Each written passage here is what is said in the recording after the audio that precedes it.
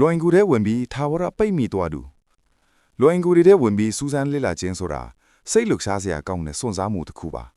ဒါပေမဲ့တဘာဝတရားဆိုတာကြိုတင်ခတ်မလို့မရပါဘူးအမားတစ်ခုလေးလုံမိလိုက်တာနဲ့ပဲပြန်လန်းမရှိတဲ့အခြေအနေကိုရောက်သွားနိုင်ပါတယ်2009ခုနှစ်မှာဖြစ်ပွားခဲ့တဲ့ဒီဖြစ်ရပ်ကတော့ကမ္ဘာလွိုင်ကူစူးစမ်းလေ့လာမှုတမိုင်းမှာရင်အကွဲအရာဆုံးဖြစ်ရပ်တစ်ခုအဖြစ်မှတ်တမ်းဝင်ခဲ့ပါတယ်လူတစ်ယောက်ဟာဂူချင်းချင်းလေးထဲမှာ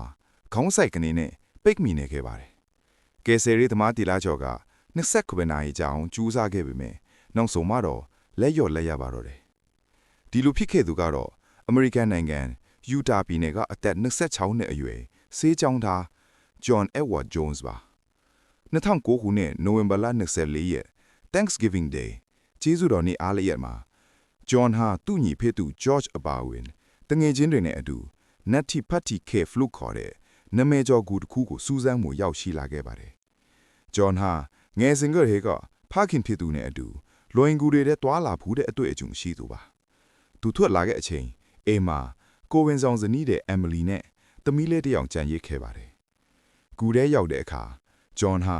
Birth Canal လို့ခေါ်တဲ့ကျင်းမြောင်းတဲ့လမ်းကြောင်းကိုရှာဖွေနေခဲ့ပါတယ်။ဒါပေမဲ့သူဟာလမ်းမောင်းပြီးမြေပုံနဲ့မတ်တမ်းမတင်ထားတဲ့ Bobcat Town လို့ခေါ်တဲ့အလွန်ကျင်းမြောင်းတဲ့လမ်းကြောင်းဘက်ကိုမှားဝင်မိလိုက်ပါတယ်။ဒီလမ်းကြောင်းဟာအဝအကျွဲပေမဲ့အတွင်းဘက်ရောက်လီကျင်းလီဖြစ်ပြီးနောက်ဆုံးမှာပိတ်နေတဲ့လမ်းပါ။ John ဟာခေါင်းကိုအရှိထိုးပြီးဝင်သွားတဲ့အခါလမ်းကတဖြည်းဖြည်းကျင်းလာတာကိုသတိထားမိပါတယ်။ဒါပေမဲ့သူကရှေ့မှာကျေသွားမဲ့နေရာရှိမဲ့အထင်နဲ့လေကိုအောင်ဝမ်းပိုက်ကိုချက်ပြီးဆက်တိုးဝင်ထဲပါတယ်။ရှေ့မှာလမ်းပိတ်နေတာကိုတီးလိုက်တဲ့အချိန်မှာတော့နောက်ပြန်ဆုတ်ဖို့အချိန်နှောင်းသွားပါပြီ။ကြောက်ဆောင်အကြောင်းဟာ10လက်မနဲ့17လက်မပါကျယ်ဝန်းပြီးအဝတ်လျှောဆဲအဝါလောက်တောင်မရှိပါဘူး။ John ဟာခေါင်းအောက်ဆိုင်အနေနဲ့90ဒီဂရီခန့်မှာလှုပ်လို့မရအောင်ပိတ်မိသွားခဲ့ပါတယ်။သူ့ရဲ့လက်မောင်းတွေကခန္ဓာကိုယ်အောက်မှာပိနေပြီးရုံလေးပိုးကျက်လေးပဲဖြစ်နေပါတော့တယ်။သူ့ရဲ့ဖြစ်ရက်ကိုညီဖြစ်သူ George ကသိရှိသွားပြီးအကိုကိုကယ်တင်ဖို့ကြိုးစားခဲ့ပေမဲ့မရတာကြောင့်အကူအညီခေါ်ခဲ့ပါတယ်။မကြာခင်မှာပဲကယ်ဆယ်ရေးသမားတရားကျော်ရောက်ရှိလာပါတယ်။အခြေအနေကအလွန်ဆိုးရွားပါတယ်။ John ဟာခေါင်းဆိုင်အနေနဲ့ဖြစ်နေတဲ့အတွက်နှလုံးကအလုတ်လုတ်ဖို့အလွန်အားဆိုင်နေရပြီးသူ့တွေကဥဆောင်တဲ့နဲ့အဆုတ်တွေထဲကိုစီးလင်လေအန်ဒီရဲ့ပေးနေပါတယ်။ဂူလန်းကျောင်းကလည်းကျင်းလွန်းတာကြောင့်ကယ်ဆယ်ရေးသမားတွေဝင်ဖို့အရန်ခက်ခဲပါတယ်။ကယ်ဆယ်ရေးတနည်းကအပူးလီနဲ့ကျိုးတွေကိုအုံပြူပြီး John ကိုဆွဲထုတ်ဖို့ကြိုးစားကြပါတယ်။8နာရီလောက်ကြိုးစားတဲ့နောက်ပိုင်းမှာတော့သူ့ကိုအနှဲငယ်မှတ်နေနိုင်ခဲ့ပါတယ်။ John ကရေတောင်းတောက်ကစကားတောင်ဖြန်ပြောနိုင်ခဲ့ပါသေးတယ်။သူကဇနီးတဲ့ကိုဖုံးနဲ့လမ်းပြောပြီးအိမ်ပြန်လာခဲ့မယ်လို့ကတိပေးခဲ့ပါတယ်။ဒီအချိန်မှာလွန်တိုင်းမျောလင့်ချက်နဲ့ပြည့်နေခဲ့ပါတယ်။ဒါပေမဲ့ကန်ဂျမားကမျက်လာမတောင်းပေးခဲ့ပါဘူး။ကယ်ဆယ်ရေးဖွဲ့ကသူ့ကိုအားကုန်ဆွဲတင်နေတုန်းချိန်မှာပဲကြောက်ဆောင်နေမှာတက်ဆင်ထားတဲ့ပူလီချိတ်ဟာကူးရဲ့ကြောက်သားပွားမှုကြောင့်ကွဲအပ်ပြီးပြုတ်ထွက်သွားခဲ့ပါတယ်။ဒါကြောင့်ပဲ John ဟာမူလရှိနေတဲ့ကြောက်ကြားထဲကိုပြန်ပြုတ်သွားပြီးအရင်ထက်တောင်ပိုနဲ့တဲ့နေရာကိုရောက်သွားခဲ့ပါတယ်။ကယ်ဆယ်ရေးသမားတယောက်လည်းဒဏ်ရာရပါတယ်။သူတို့ထပ်ကြိုးစားခဲ့ပေမဲ့ဒုတိယအချိန်မြောက်တင်ဟာအန်ဒီရဲ့လုံးပါတယ်။အချိန်ကတဖြည်းဖြည်းကုံဆုံးသွားပါတယ်။ John ရဲ့ခန္ဓာကိုယ်ဟာခေါင်းဆိုင်နေလာကြာလုံးတဲ့အတွက်နှလုံးကအလွတ်မလုံးနိုင်တော့ပါဘူး။သူ့အသက်ရှူခြင်းဟာအားနည်းလာပါတယ်။ကယ်ဆယ်ရေးသမားတွေကသူ့အနားမှာရှိနေခဲ့ပါတယ်။သူ့ညီဖြစ်သူ George က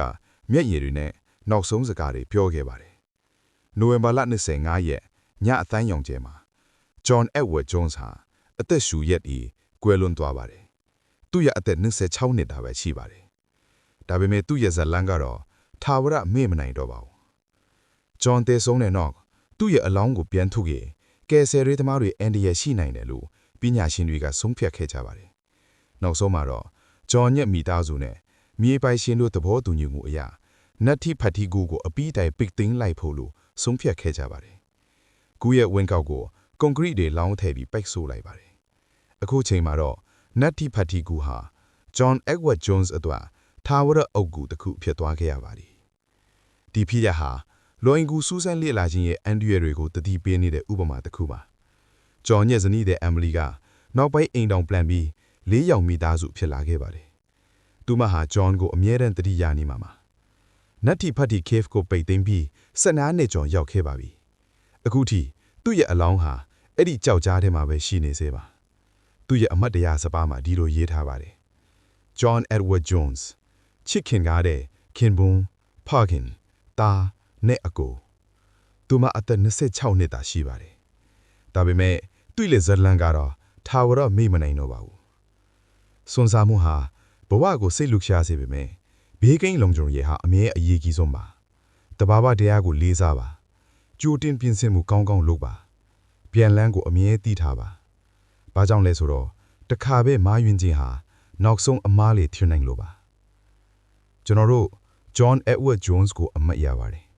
သူ့မိသားစုကိုကျွန်တော်တို့ရဲ့စာနာကျဲကွယ်မှုပို့ပါတယ်